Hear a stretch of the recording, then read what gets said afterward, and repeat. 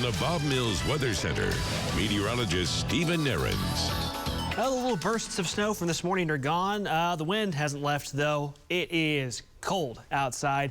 That wind adds a big bite to the cold today as we look from the west side of Tulsa. Strong northwest winds continue, and temperatures will try to rebound a little bit as we're breaking out some sunshine in the metro, Tulsa to the west in particular, but 33 degrees with a wind chill of 20. Yikes. As those winds are still gusting near 40 miles per hour in spots. The next hour or two should be the strongest of the winds, and then late in the day they'll start to decrease. Temperatures Tulsa to the south and to the west are at least back above freezing a little bit. Where we've got sunshine, Bristow's at 38.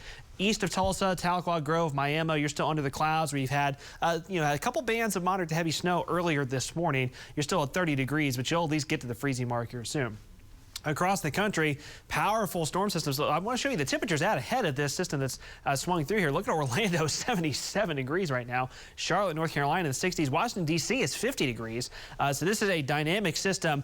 We get these often here as we get into January, wintertime, where it's, winter on one side of the system and spring on the other side of the system. And there were quite a few tornadoes with this along the Gulf Coast last night, especially from Florida, from the Florida Panhandle into Florida. We still have tornado watches and warnings going from eastern Georgia into South Carolina right now. And then on the top side or the northern side of this system, big time winter weather impacts from Kansas City up to Chicago.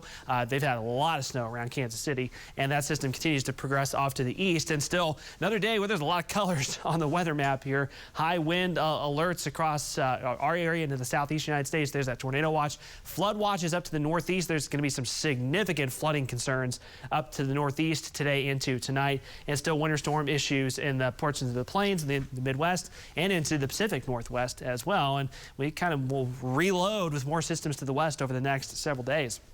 Current wind gusts anywhere from 25 to near 40 miles per hour. Again, now through about 2 to 3 p.m. will be the strongest of the winds, and then late today, especially after sunset, wind speeds will drop significantly. So that wind advisory goes until 3 p.m. officially.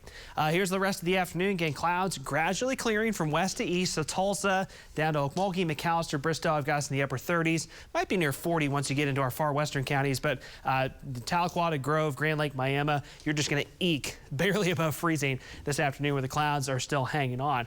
Wind speeds diminish tonight, so tomorrow morning will be frigid. Now, we won't have the wind to deal with, but the trade-off is the temperatures really drop. Low to mid-20s around the metro. I think we're going to have some upper teens and low 20s north of Tulsa. Tomorrow, though, we thaw out nicely. So after the frigid weather today, tomorrow we're looking at upper 40s to mid-50s. Sunshine, a south breeze. It looks very nice, and I think Thursday should be pretty nice as well. And then the bottom really drops out. Like I said, if you thought today was cold. So Thursday, we're well into the 50s, some 60s along the Red River. But what goes up must come down, right? There is a big cold front with some surge of Arctic air, kind of the leading edge of Arctic air that starts to surge in Friday morning. Watch these temperatures plummet. We will likely be in the 20s Friday morning with winds, unfortunately, similar to what we have today. And if this cold air mass is as strong as we anticipate, we likely won't get out of the freezing mark or above the freezing mark Friday and potentially for several days after that. That's the temperature part of it. How about precipitation? If you're a snow lover and you kind of watch the long-range forecast models, there's been hope for big snowstorms on the horizon, then they kind of fizzle out. As we head towards Thursday night, some rain will be possible. And then on the backside of that system Friday, there could be some snow. But once again, there's a potential that that system Friday is mostly cold air with just kind of a glancing blow of some snow chances. We'll continue to monitor that over the next few days. But the cold looks like the biggest story heading into the weekend. So trying to recover today, Wednesday, Thursday. Enjoy every last second of that, because look where we are headed. Oh boy. Again, Friday morning, there could be some brief precipitation, brief snow chances, but it's really the cold air, and the cold air may get reinforced over the weekend. Again, those are not wind chills. Those are real temperatures Sunday and a Monday, way, way, way below freezing.